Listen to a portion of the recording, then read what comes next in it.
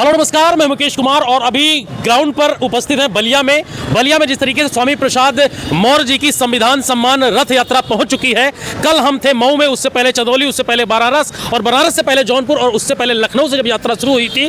तो ये 6वें चरण की जो यात्रा है, जिस तरीके से 5 चरण इसके पहले हो चुके थे, लेकिन जब 6वें चरण में एंट्री हुई तो जिस तरीके से युवाओं का कहें, दलितों का, पिछड़ों का, वंचितों का, तमाम सारे लोगों का जिस तरीके से जन समर्थन इस यात्रा में देखने को मिला है वो काबिले तारीफ रहा। क्योंकि जिस तरीके से 8 से 9 महीने की पार्टी इतने बड़े लेवल पर अपनी विचारधारा को लेकर ग्राउंड पर लोगों के बीच में पहुंच रही है, तो हमारे साथ में राष्ट्रीय महासचिव अपनी जनता पार्टी के दिलीप चौधरी जी हैं, उनसे हम बात करने की कोशिश करेंगे। जिस तरीके से माननीय जी ने संविधान सम्मान जनहित हुंकार रथ यात्रा को सड़क पर उतारकर लोगों के बीच में, गरीबों के, पिछड़ों के, किसानों के बीच में जाकर उनके हक, अधिकार और संविधान की बात कर रहे हैं, उसको लेकर क्या कहेंगे? देखिए, भारतीय जनता पार्टी परम पूज्य बाबा साहेब डॉक्टर अंबेडकर के द्वारा रचित संविधान के साथ छेड़छाड़ कर रही है। संविधान को ख़त्म करके दलितों का, पिछड़ों का, आदिवासियों का, मजलूमों का, महिलाओं का हक, हिस्सा और सम्मान छीन रही है।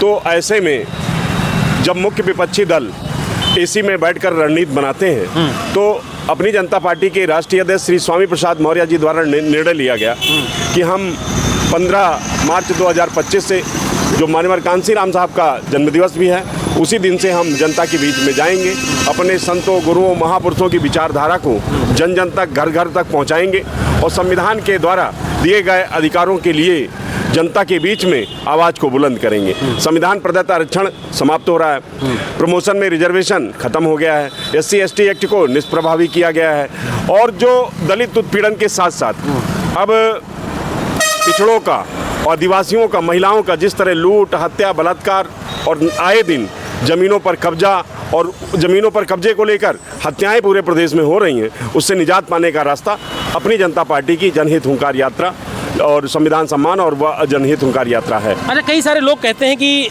उत्तर प्रदेश में 2 ही पार्टियां हैं, समाजवादी पार्टी और भारतीय जनता पार्टी, और तीसरे का तो कोई विकल्प ही नहीं बनता। तो क्या लगता है कि स्वामी प्रसाद मौर्य अपनी पार्टी बनाकर, इस तरीके से मैं भी देख रहा हूं, तो क्या लगता है कि तीसरे विकल्प के रूप में उभर कर आएंगे? लोगों को विश्वास होगा आप लोगों के ऊपर?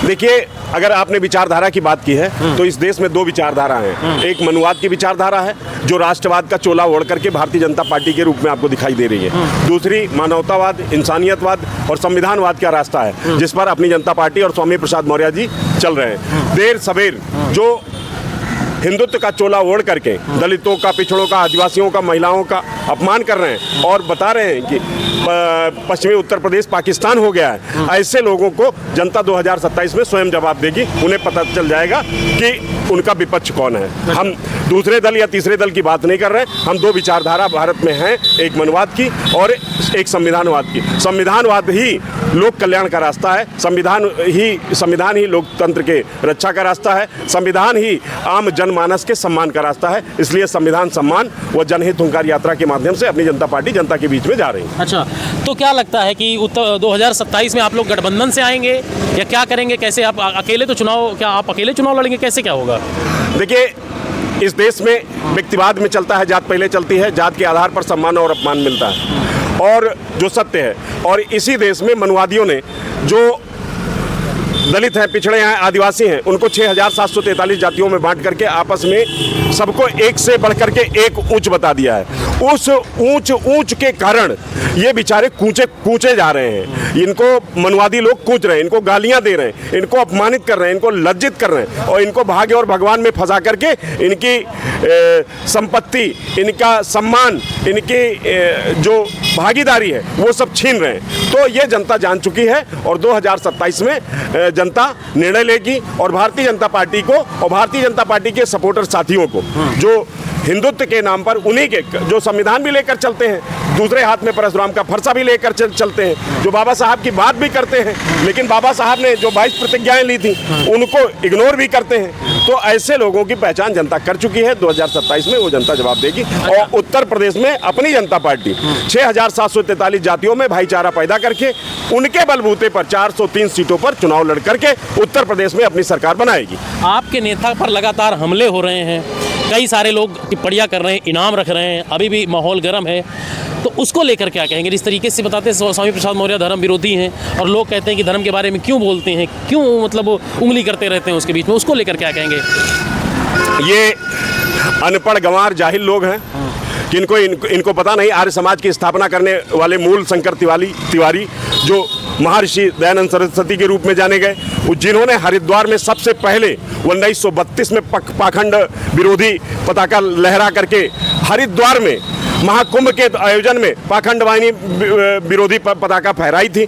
जब उस समय के तमाम शंकराचार्यों ने महर्षि दयानंद सरस्वती का विरोध किया था, स्वामी प्रसाद मौर्य जो आज की डेट में बोलगा से गंगा लिखने वाले राहुल संस्कृत्यायन के रास्ते पर चल रहे हैं, आर्य समाज की स्थापना करने वाले दयानंद सरस्वती के रास्ते पर चल रहे हैं, जिस तरीके से पाखंड, ढोंग, आडंबर, अंधविश्वास को सामने ला करके, सामने रख करके पूरे समाज को लूटने पिटने से बचा रहे हैं, तो जो लोग लूटने वाले लोग हैं उनके पेट में पीड़ा होना स्वाभाविक है।